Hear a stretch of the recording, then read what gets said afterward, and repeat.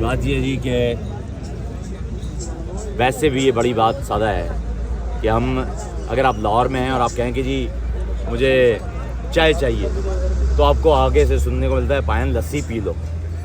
लेकिन ये भाई चाय है, ये वो चाय है जो चाय दिल चाहे ना चाहे मगर चाय।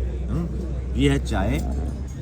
कराची में ज़्यादातर पश्तून इस बिज़नेस में हैं मुलव्वस और ये जो चाय पश्तून यहाँ बनाते हैं ये किसी भी पश्तून इलाके में भी आपको नहीं मिलेगी। ये पशीन के इलाके में भी आपको ऐसी अच्छी चाय नहीं मिलती जो कराची में यही पश्तून हमारे भाई बनाते हैं। कराची के अलावा अगर आप कहीं भी ये ऐसी चाय आपको कोई देने का दावा करे तो समझ लें वो फ्रॉड है। चाय